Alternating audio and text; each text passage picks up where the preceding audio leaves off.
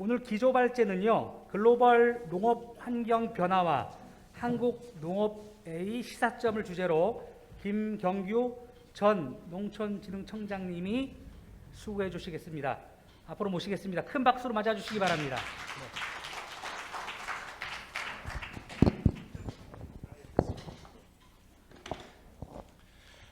저에게 주어진 시간이 30분 정도 되고요. 시간을 한번 지켜보겠습니다.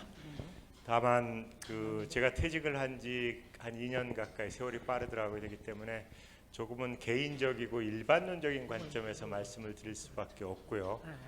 그렇기 때문에 제 드리는 말씀이 이틀 동안의 분야에 있어서 연관이 된다면 토론에 조금이라도 기초가 됐으면 하는 바람으로 말씀을 드리겠습니다.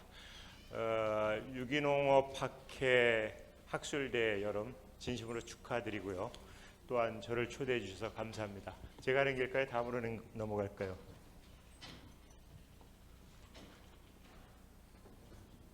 어디죠? 오케이. 예, 크게 저희가 네 가지로 정리를 해봤습니다. 우리는 인구가 줄지만 세계 인구는 적어도 2100년까지 지속 증가가 예상이 되고, 그 다음에 여러 가지 농식품 소비는 그에 따라서 늘어날 겁니다. 우리의 상황과는 조금 다릅니다. 아, 그래요? 아니, 안 보여도 상관없는데요.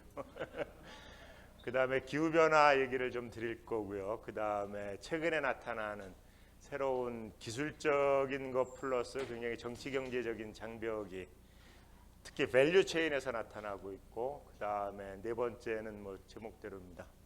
빠른 속도로 가보겠습니다. 한번 보십시오. 지금 인구가 80억 명에 도달하고 있는데, 특히 1900년 이후에 가파른 곡선을 한번 보시면 별 수 없이 인구의 증가에 따른 환경 부하량은 늘어날 수밖에 없다는 얘기를 드리겠습니다. 2025년을 지나서 2050년에 전 세계 인구는 통계에 따라 다르겠습니다만 100억 명을 돌파할 걸로 저희가 예상을 하고 있습니다. 나라별로 조금 보면은 2050년도에도 저 나라들이 있다는 전제하에 인도가 17억, 중국이 13억, 나이지리아, 미국 이런 순으로 100억 명을 채울 것입니다. 한국은 2050년에 4,700으로 조금 오래된 자료입니다만 줄어드는 걸로 현재 이렇게 나타났습니다. 저것을 어떻게 해석할 것이냐가 굉장히 관건일 겁니다. 특히 정책 담당자, 인구학자들은 매스 프로덕션과 매스 컨섬션, 특히 GNP로 표시되는 국가의 규모와 크기에서 봤을 때는 굉장히 안타까운 얘기일 겁니다. 인구가 줄어든다는 것은. 그래서 대한민국 정부가 과거 이미 여러 차례에 걸쳐서 여러 정부에서 인구를 늘리기 위한 대책을 수없이 했습니다만은 현재 만족할 만한 성과는 안 나타나고 있고요. 그러면 반대로 디지털 농업이나 4차 산업혁명 시대에 있어서 특히 기후 환경 변화 그리고 지속 가능한 발전 차원에서 국가적인 단위를 넘어섰을 때 인구가 줄어드는 것을 새로운 패러다임에서 받아들일 수도 있지 않겠냐라는 상반된 시각이 있다는 정도로 말씀을 드리고 넘어갑니다. 식량 위기와 식량 생산과 관해서 엄밀하게 저희들이 한번 짚어볼 통계가 있습니다. 맨 밑에 보면은 27억 톤의 식량이 매년 평균적으로 생산이 되고 있고, 기후변화가 지구 곳곳에 나타나도 이 생산량은 당분간 지속적으로 유지될 것입니다. 옥수수가 11억 톤으로 가장 다수를 차지하고 있고, 밀, 쌀 이런 순으로 차지를 하고 있습니다. 그 외에 육류 소비량도 상당히 생산이 돼서 전 세계 인구의 식량으로서 기여를 하고 있습니다. GDP를 보시면 알겠습니다만 1950년 이후에 빠르게, 그리고 전 세계 1인당 GDP가 평균 경상가격으로 지금 7,000불을 넘어서고 있습니다. 저걸 보시면 중세 또는 예전에 예를 들면 뭐 그런 얘기죠. 부자가 천국에 가기는 낙타가 못 통과하는 만큼 어렵다.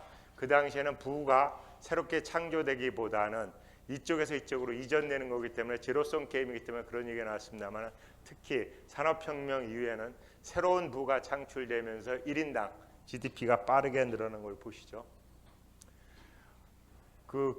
위에서 볼 것이 1인당 식품 공급량입니다. 이디오피아가 우리가 악명으로 듣고 있던 나라인데 2000년대 이후에 빠르게 칼로리 공급량이 늘어났습니다. 이거는 여러 가지 이유가 작용을 했습니다. 또 하나 주의 깊게 볼 것은 일본 같은 경우는 뭐 절대적인 양은 충분합니다만은 굉장히 정체되거나 줄어드는 모습을 보이고 있습니다. 러시아 같은 경우도 유의 있게 보실 필요가 있을 겁니다. 특히 구소련이 붕괴한 이후에 식량 생산의 인프라 투자를 지속적으로 해가지고 지금 세계 식량 부분에서 여러 가지 영향을 끼치고 있죠. 몇 가지 정리를 해보고 있습니다. 그 앞에서 본 그 27억 톤은 그야말로 식량 썰일입니다. 그 유지작물, 콩 같은 경우는 이제 우리는 식량작물로 합니다만 이제 통계에서는 그 유지작물을 별도로 빼고 있죠.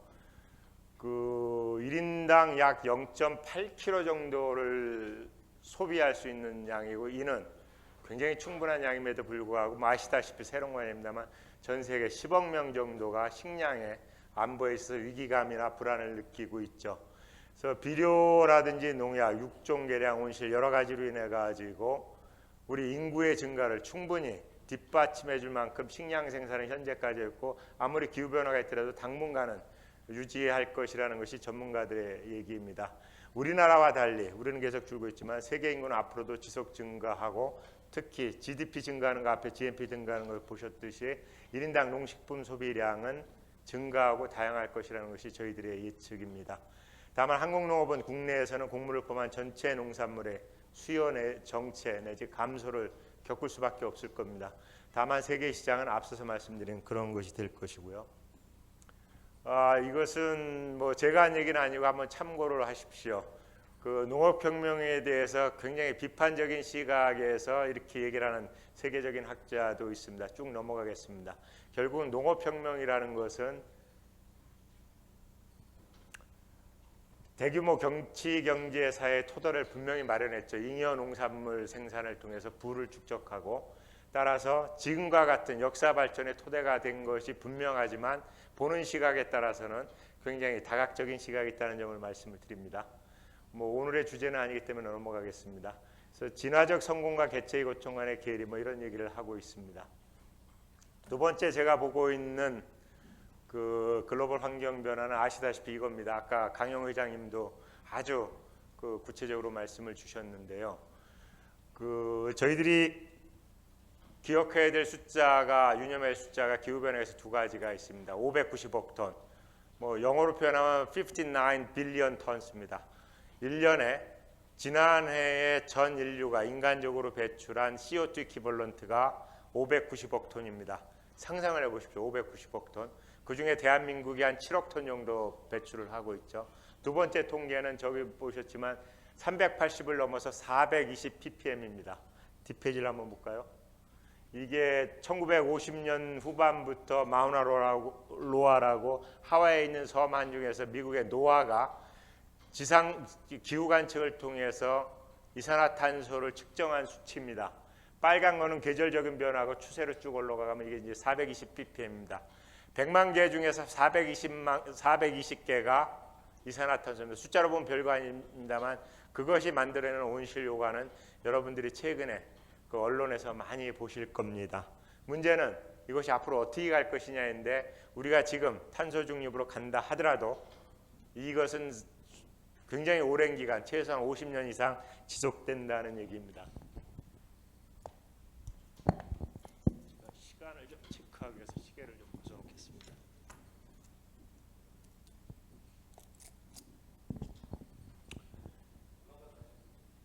그럴까요? 저는 여기가 편한데요. 제가 가릴 것 같아서. 예. 기후 변화가 인류 어떤 분에 가장 영향을 끼칠까요? 식량 생산이겠죠. 제가 졌습니다.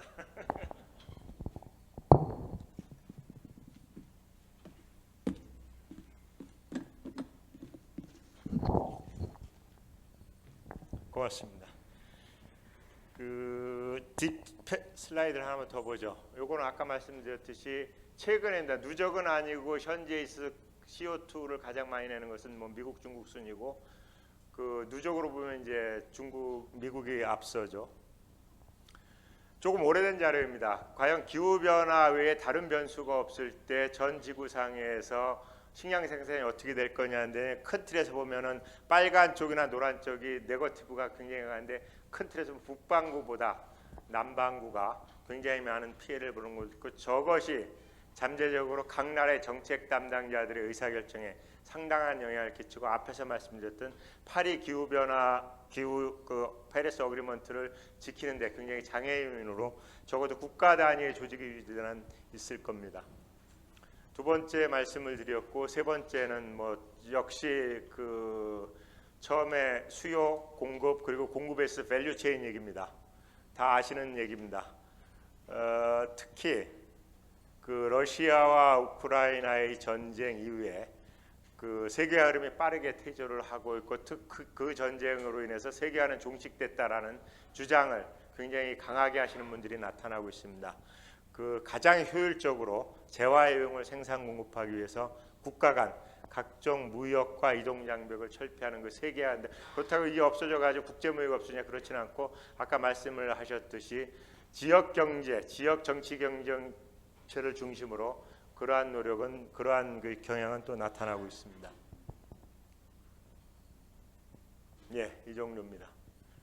다음에는 그럼 농업이 앞에와 같은 상황에 대비해서 국가나 공동체 단위 또는 개별 경제 주체에서 어떤 움직임을 가지고 있느냐에 관해서 이런 얘기가 있습니다. 사료 같은 경우 곡물가대도는 이미 주요 개도국에서도 GM이 대세가 되고 있어요. 우리의 인정 여부와는 상관없이 그렇게 되고 있고, 외부 유전자를 집어넣는 기존 방식에 대해서 특정한 질병, 환경에 대처하는 에디팅이 굉장히 빠르게 돼 있고, 상업화가 일부 이루어지고 있습니다. 특히 동물 같은 데에서도. 그 다음에 가축 사육으로 인한 환경오염, 자연소비, 이런 문제들을 해결하기 위해서 페이크 미트를 넘어서 가지고 실제로 아미노산과 단백질을 합성해내는 에어미트 등 새로운 방식이 나타나고, 일부 기업에서는 상업화를 추진을 하고 있습니다. 축사는 그렇고, 엽채류와 가채류는 우리나라에서도 빠르게 확산되면 이제는 1년 단년생이 아니라 과수 같은 데에서도 실내 재배가 진행이 되고 있고, 이 실내 재배라는 것은 아직은 온실 단계라는 점을 말씀을 드립니다. 저는 디지털 농업을 정보통신 기술과 생명 기술이 결합해서 일어나는 새로운 정밀 농업을 저는 디지털 농업으로 제가 정의를 해서 쓰고 있습니다. 스마트 농업과 별 차이는 없습니다만, 용어상에서 저는 디지털 농업이라는 방식을 쓰고 있습니다. 또 한 가지는 이러한 디지털 농업의 정보통신 기술에 힘을 입어서 이러한 것이 국가 단위의 제약을 넘어서 자본 요소 간의 결합이 없이도 생산이 협력적으로 이루어지는 모습이 있고, 이것은 대표적인 사례로 네덜란드에서 AI 실험 같은데 우리가 실험을 한국에서 차지하고, 다른 나라에서의 어떤 농업 생산에 대한 지도 통제가 이루어지고 이런 것이 있죠. 그러면 이것이 우리 한국 농업에 어떤 시사점을 주는가를 좀 보겠습니다. 5가지로 정리를 했습니다. 어떻게 우리가 인력을 확보할 것이냐, 이런 기후 변화와 이런 것에 대비해서 농업인들이 어떻게 안심하고 지속적으로 농사를 짓게 있는 정책적인 제도를 만들어가야 된다는 얘기.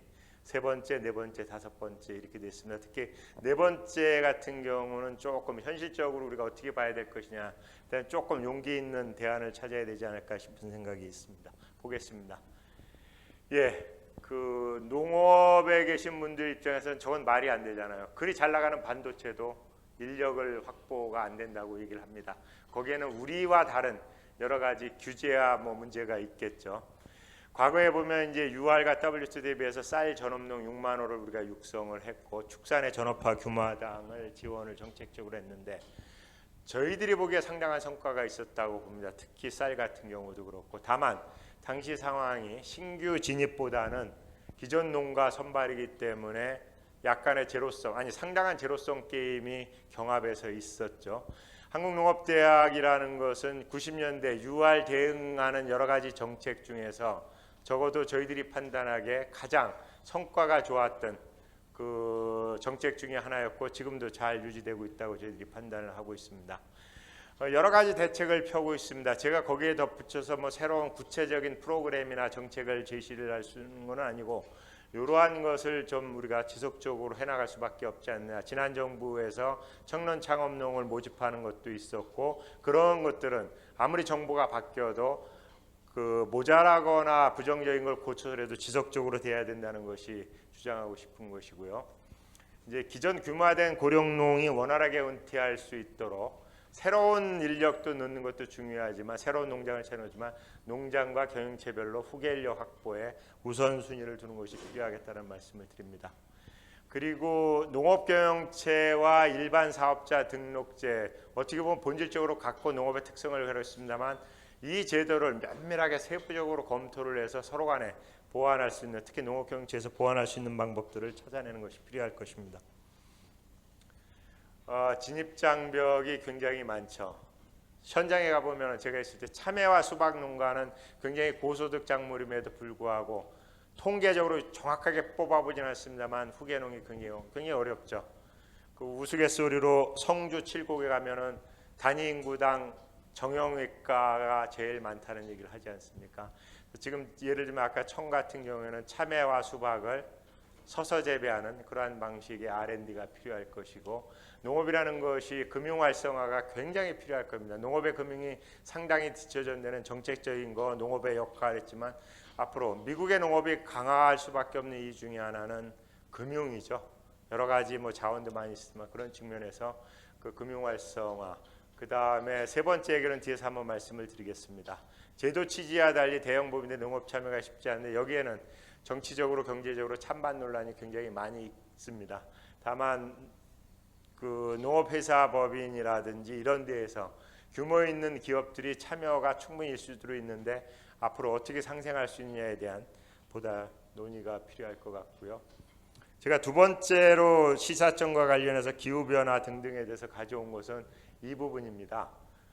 그 수급의 문제가 항상 따라오기 때문에 얼마나 지속 가능하고 정치한 가격 손실 보존대를 정착하느냐가 우리 후계농을 확보하는데 굉장히 중요하다고 생각을 합니다. 그렇다고 특이하게 새로운 제도는 아니고 한번 꼭 실험을 해봤으면 하는 제도를 제가 한번 제시를 해보겠습니다. 바로 넘어가겠습니다.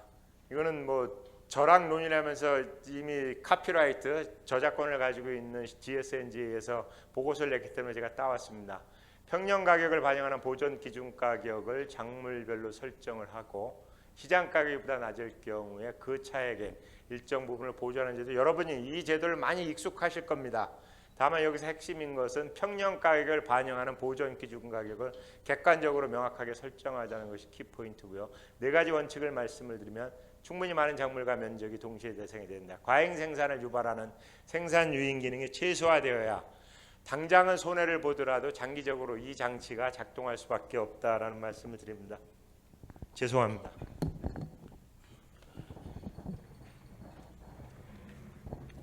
제가 식량국장 할 때 허리를 다치게 지금 거의 8년이 가도 안 나서 조금만 1, 2분 앉았다 다시 일어나겠습니다. 그 생산 유인 기능이 최소화되어야 되고 내부 가치 이런 정도의 말씀을 드리고 뒤에서는 채소 재배 면적 60% 이렇게 쭉 있는데 저는 이 제도를 한번 꼭 해봤으면 하는 생각입니다. 이렇게 했을 경우에 장점은 뭐냐면은 농업인들이 내년도에 아무리 자기가 손해를 보더라도 내년도에 뭐 옛말로 하면 씨앗을 뿌릴 수 있고 농업에 계속 종사할 수 있는 제도적인 뒷받침이 된다는 얘기죠. 이것은 개별 농업인뿐만 아니라 전 국가적으로 농업 생산성과 농업 생산액이 농업 생산량이 지속 가능하다는 의미가 있습니다.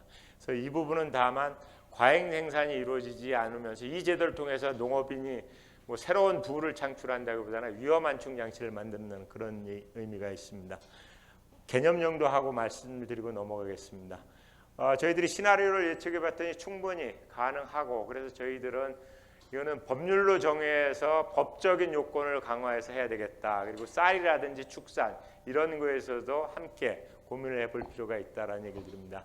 제가 앞서서 말씀드린 이제 디지털 농업과 관련해서 디지털 농업 정책을 이렇게 펴야 된다는 말씀을 드리는 것은 조금 추상적인 것 같고, 그래서 제가 퇴직하기 전에 아이디어를 냈고 프로그래머 하다가 현재 중단되어 있는 하나의 말씀을 드리겠습니다.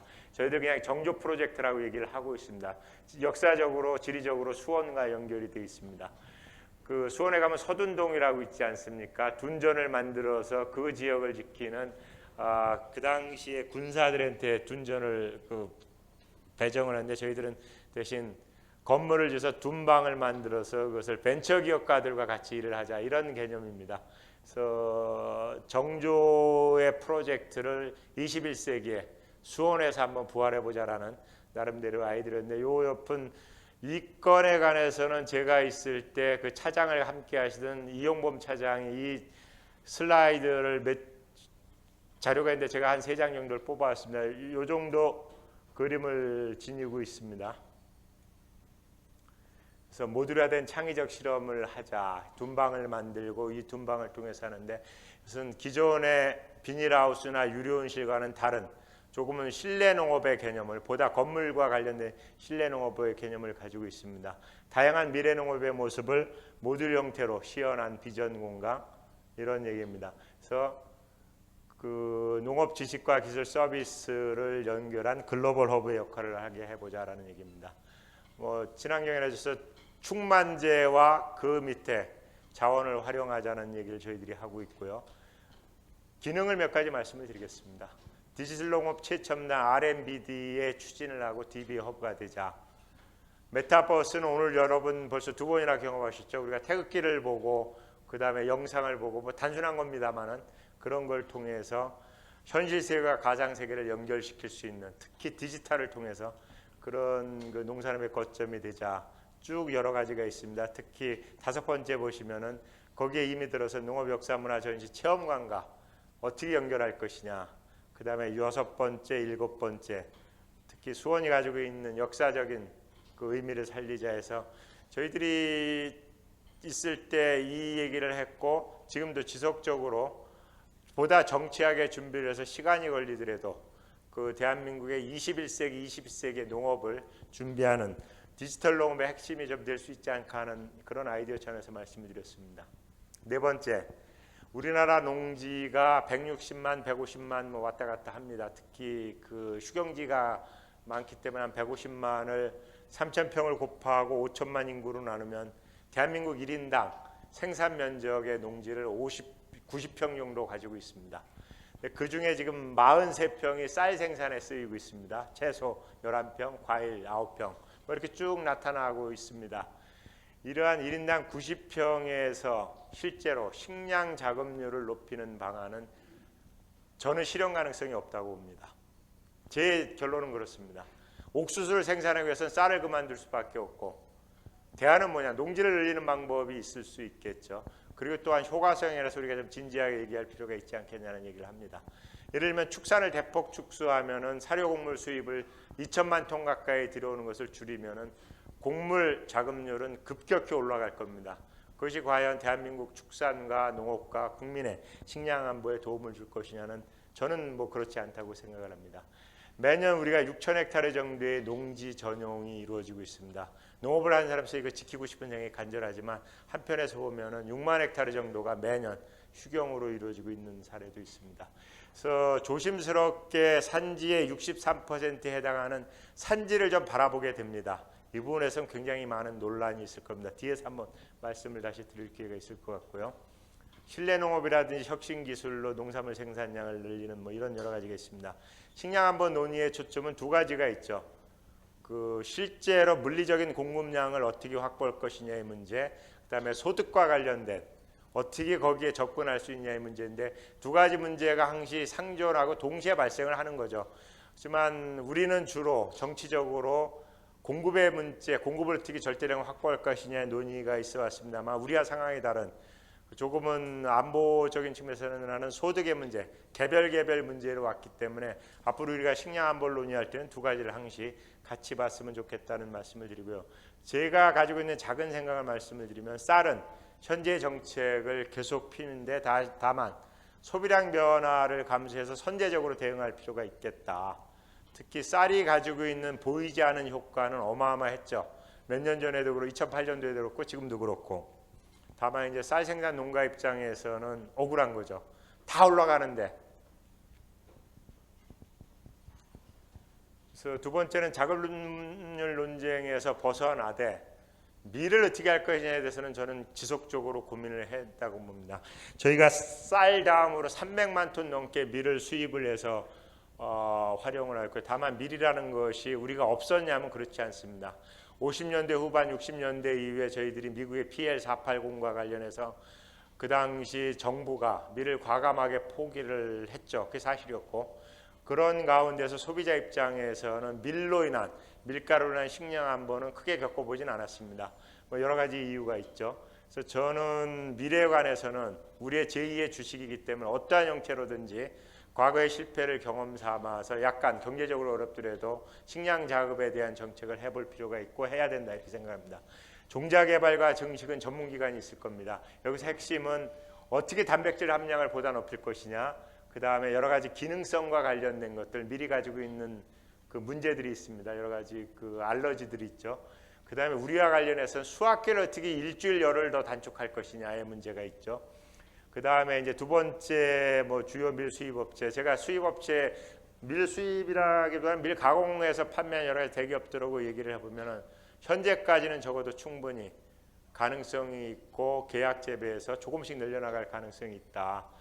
규모화된 재배 면적 확보 이미 하고 있죠. 하고 있는 것을 좀 더 늘렸으면 좋겠다는데, 저는 여기서 아까 산지 개발 말씀을 드렸는데 사회적인 합의가 필요할 겁니다. 특히 환경보호론자들과의 사회적인 합의가 필요한데, 밀 생산을 위한 산지 개발은 제가 보기에 경제성이 없어 안 먹힐 겁니다.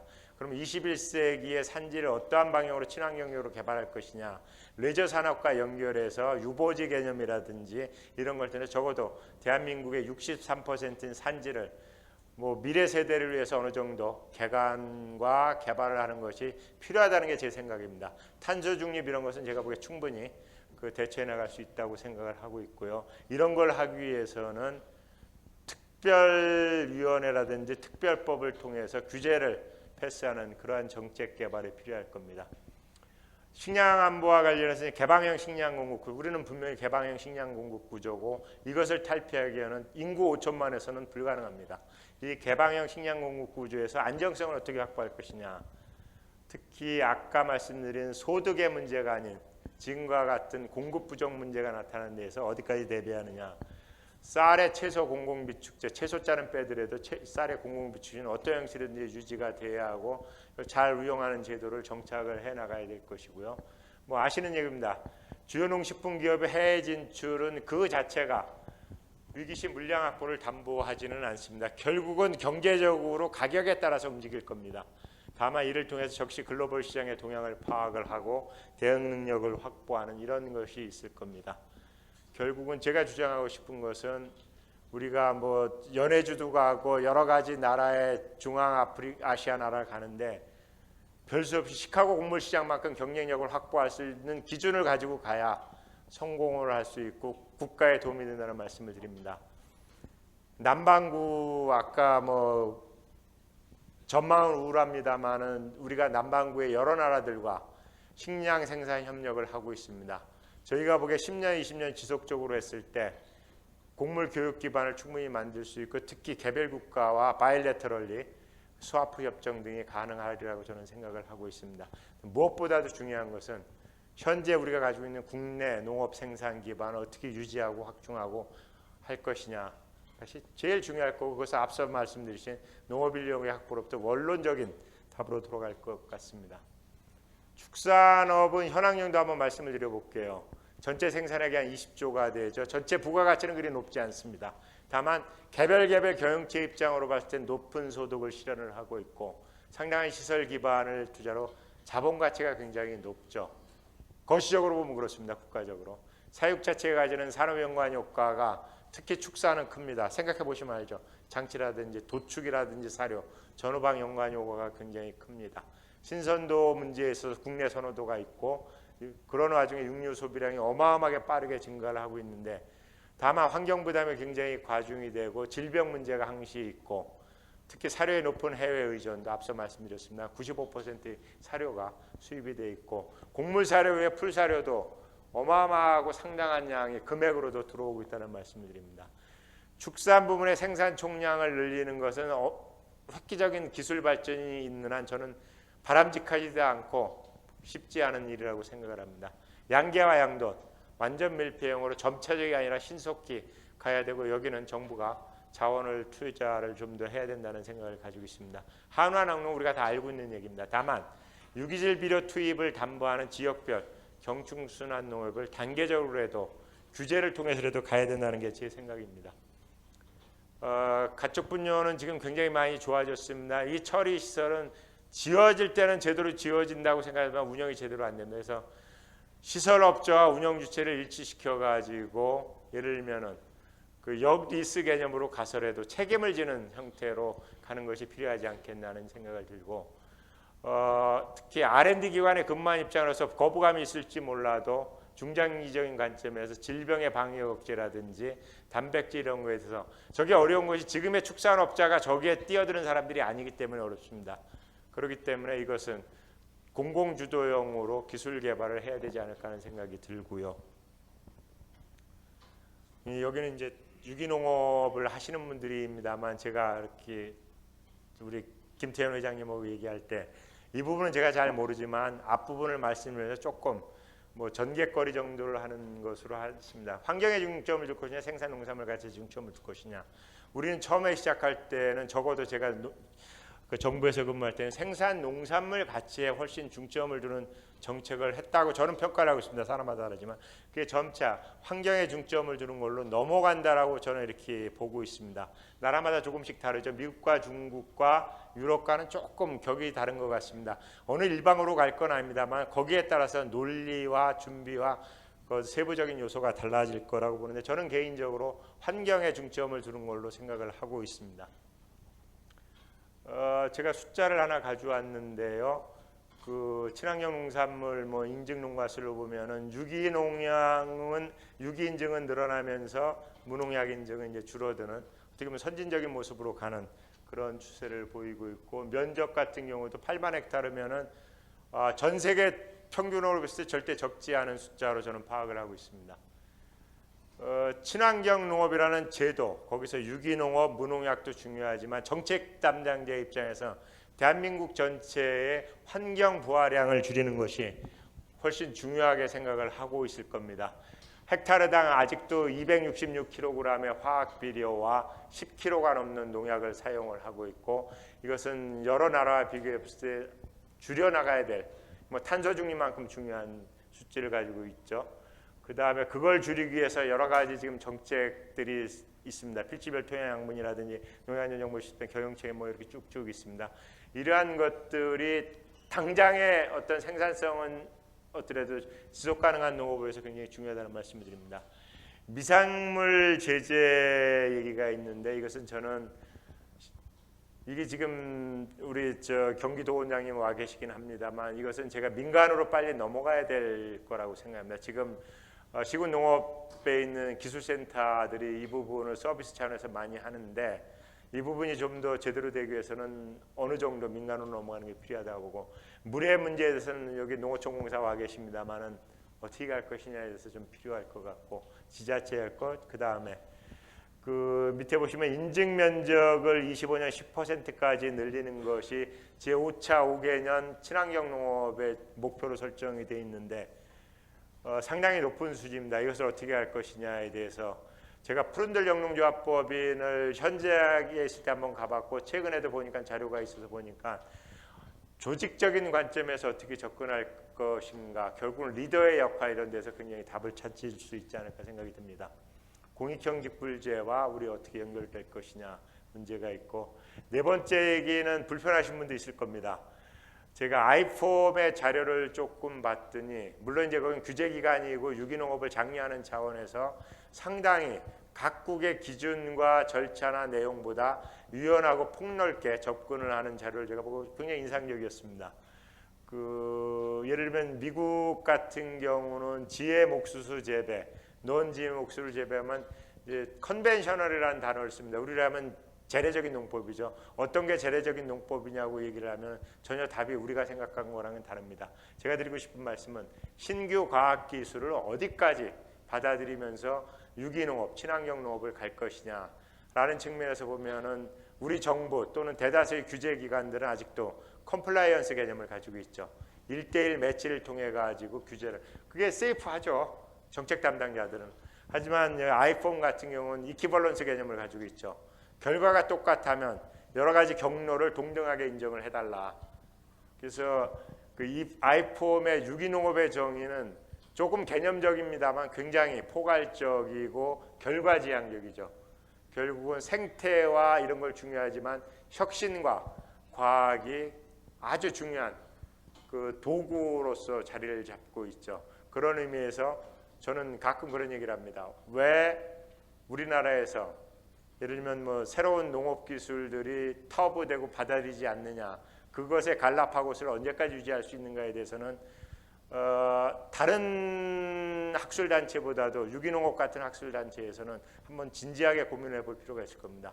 과학과 기술을 통해서 환경 부하량을 줄일 수 있는 어떤 객관적인 데이터가 있다면 선별적으로 받아들일 수도 있고, 또 한 가지는 전략적으로 극과 극에 통해서 그런 걸 통해서 유기농업의 장점을 살릴 수도 있다면 저는 한번 논의가 됐으면 어떻겠냐는 생각이 듭니다. 21년도에 인증이 취소된 농가가 저렇게 많이 있답니다. 농약 사용이 이렇게 있는데 지속관리와 투명성을 어떻게 확보할 것이냐, 뭐 이런 얘기가 있습니다. 제가 아까 말씀드린 환경보전 기능을 중시할 경우 어떻게 할 것이냐 이렇게 말씀을 드렸습니다. 그래서 앞서 말씀드린 대로 일반론적인 말씀을 드렸고요. 그리고 여기에서 나온 자료 중에 일부는 제가 직접 생산한 것은 아니고 아까 말씀드렸듯이 GSNJ라든지 우리 농진청 직원분들의 것을 갖다 썼다는 말씀을 드리고요. 제가 아마 시간을 지킨 것 같죠? 혹시 맞춰도 될까 아니면 질의응답을 가질까요? 자, 그럼 고맙습니다. 경청해 주셔서 마치겠습니다.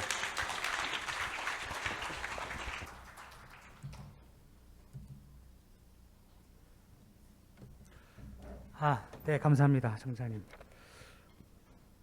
혹시 청장님 농업하고 성악하고 복수 전공하시진 않았죠? 목소리가 굉장히 성악가 같은 목소리잖아요, 그렇죠? 굉장히 매력적인 목소리로 글로벌 농업 환경이 어떻게 변화하고 있는지, 그 변화 속에서 우리 한국 농업은 어떤 시사점을 도출할 수 있는지, 그리고 대안까지도 아주 명료하게 정리해서 발제를 해주셨습니다. 다시 한번 감사의 박수 부탁드리겠습니다. 네.